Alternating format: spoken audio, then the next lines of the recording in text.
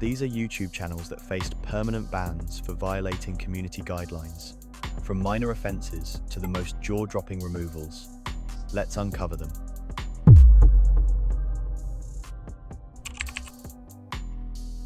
J-Station had a long history of pushing boundaries on YouTube, but in early 2020, he crossed a line even his audience couldn't ignore. In a shocking video, he claimed his girlfriend, Alexia, had died in a tragic car accident. He doubled down on the lie by posting a follow-up video, dramatically visiting the supposed crash site. But just 3 days later, the story began to unravel. J-Station started uploading more videos exploiting her death, and viewers grew suspicious. It didn't take long for the truth to surface. Alexia was alive and well. She publicly exposed the entire story as a hoax and confirmed their relationship had ended. The backlash was immediate and intense. While J-Station had been no stranger to controversy, faking a death for clout proved to be his final mistake. On the 12th of March, 2021, YouTube permanently terminated his channel.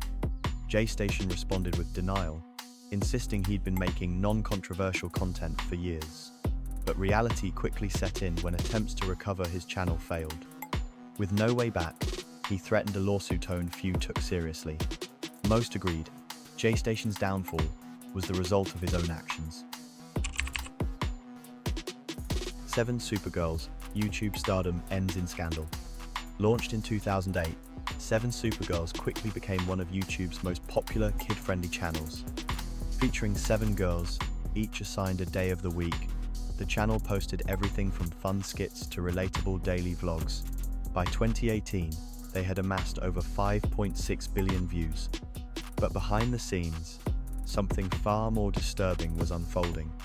On the 17th of August, 2018, the channel's owner, 55-year-old Ian Riet, was accused of inappropriate behavior involving one of the young stars. The case sent shockwaves through the community. Nearly 7 months later, Riet pleaded guilty and was sentenced to just 3 months in prison. He also received a permanent ban from working on YouTube. The platform acted quickly. On the 12th of March, 2019, 7 Supergirls was terminated. At the time, it was the most subscribed channel ever to be permanently removed from YouTube. That record didn't stand for long less than a year later. An even larger channel met the same fate for rampant content theft.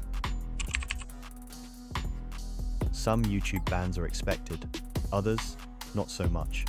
In Khaby Lame's case, the truth behind the numbers was downright bizarre. Khaby, the wildly popular TikTok star who skyrocketed to 100 million followers in just 5 months, brought his silent comedy and reaction skits to YouTube with the launch of Shorts. His content exploded 800 million views and 2 million subscribers in his first month alone. The following month, another 800 million views. By month 4, the channel had racked up 2.4 billion views and 5.2 million subscribers. There was just one problem: it wasn't actually him. Turns out, the channel wasn't run by KB at all. It was an impersonator who had been re-uploading his TikToks, stealing the spotlight and cashing in on KB's fame before YouTube caught on. And it didn't stop there. Just 5 days earlier, another fake Khaby Lame channel, this one with 4.84 million subscribers, was taken down. YouTube also discovered a third impersonator who had amassed over 100 million views before getting banned. Amid the chaos, the real Khaby Lame finally stepped in, launching his official YouTube channel, which is now active, and Verifidenturing fans know exactly where to find the real deal. In the wake of the Elzagate scandal, even YouTube's biggest creators weren't safe. Among the most shocking casualties was Turkey's most subscribed channel, once beloved for its innocent videos, featuring 2 children and their father, Mohammed, engaging in playful, family-friendly content. But the channel got caught in the crossfire of a much darker trend. Elzagate, a term that surfaced in 2016, referred to the disturbing wave of videos using popular children's characters like Elsa and Spider-Man in bizarre, inappropriate, and sometimes exploitative scenarios. Though these videos were disguised as kid-friendly, their true nature sparked outrage from parents, media watchdogs, and advertisers. The backlash was swift. Within just 4 days of a major advertiser exodus, YouTube launched a massive crackdown, removing over 150,000 Elsagate videos, disabling comments on more than 625,000 others, and terminating 270 accounts. One of those accounts was Turkey's biggest YouTube channel at the time, boasting an incredible 15 million subscribers. Despite its massive audience, the channel was permanently removed, showing that even the biggest names weren't immune to the consequences of crossing the line. Leafy was once a dominant force during YouTube's edgier era, riding high from 2013 to 2016 with commentary videos that often pushed the boundaries. But after years of controversy, he disappeared from the platform in 2017. In 2020, he made a highly anticipated return with a video titled "Content Nuke, Pokemon Go Man," which appeared to mark a more polished, critical approach. For a brief moment, it seemed like Leafy had turned a corner. That moment didn't last. Instead of maintaining that direction, Leafy flooded his channel with clickbait targeting Pokemon Go, using flashy, misleading thumbnails and titles to lure viewers into videos that often discussed completely unrelated topics like finance and stocks.